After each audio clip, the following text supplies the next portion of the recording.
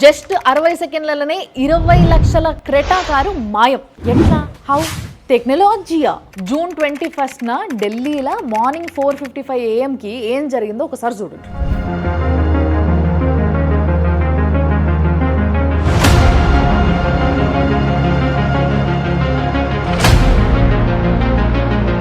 ఇప్పుడు మన ఇంట్లో ఏదైనా ప్లంబింగ్ పని కానీ ఎలక్ట్రీషియన్ పని కానీ ఏదైనా చేయించుకోవాలి అని అంటే ఏం చేస్తాం మనము? వాళ్ళకి పిలిస్తే ఫస్ట్ వాళ్ళు వస్తారు, వచ్చి మొత్తం మెజర్మెంట్స్ చూసుకుంటారు, ఏమేమి అవసరమో అన్నీ చూసుకొని పోతారు. తర్వాత కొటేషన్ పంపిస్తారు. దాని తర్వాత మనం ఓకే అనుకుంటే ఒక ఎక్స్పర్టైజ్ వస్తారు, వచ్చి టకటక పని చేసేసి పోతారు మనకి కదా. సేమ్ వే ఇది కూడా అట్లే జరిగింది. ఢిల్లీలో హైటెక్ దొంగలు కూడా అదే విధంగా వచ్చిండ్రు, కార్ ఆపినరు.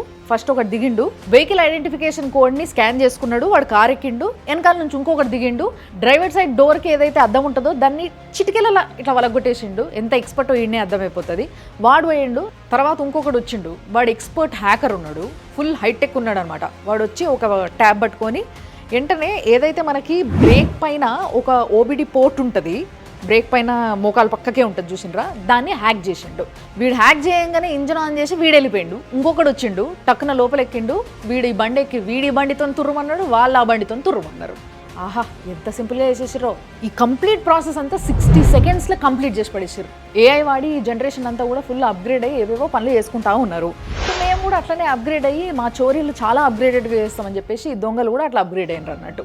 మరి క్రెటా కారే ఇట్లా హ్యాక్కి గురవుతుందా, లేకపోతే వేరే కార్లు కూడా హ్యాక్ చేయొచ్చా అని అంటే డెఫినెట్గా వేరే కార్లు కూడా హ్యాక్ చేయొచ్చు అంట.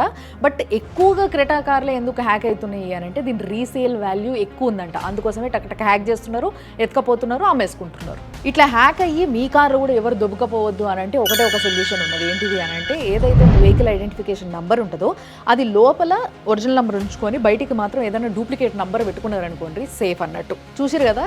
సో ఈ విధంగా ఉన్నాయి అనమాట దొంగతనాలు. బాగా అప్గ్రేడ్ అయ్యిండ్రు. ఒకవేళ మీకు తెలిసిన ఏదైనా కొత్త రకం థెఫ్ట్ ఏదైనా ఉంటే, జరిగింది తెలిస్తే ఎవరి ద్వారా దాన్ని కూడా కింద కమెంట్ బాక్స్లో పెట్టుండ్రి. సో దట్ జనాలందరూ కూడా కొంచెం అలర్ట్ అవుతారు, తెలుసుకుంటారు. ఇట్లా హ్యాకింగ్స్లో 3 రకాలు ఉన్నాయి. ECU cloning, OBD hacking, key programming అని చెప్పి 3 రకాలు. వీటి గురించి కొంచెం స్టడీ చేయండి, చెక్ చేయండి. సో దట్ ఏంది అని అంటే ఏం చేయొచ్చు, ఎట్లా వాటి నుంచి మనం తప్పించుకోవచ్చు అనేది నాలెడ్జ్ వస్తుంది. ఒకవేళ ఆల్రెడీ ఇలాంటి నాలెడ్జ్ ఎవరికన్నా ఉంటే షేర్ చేయండి.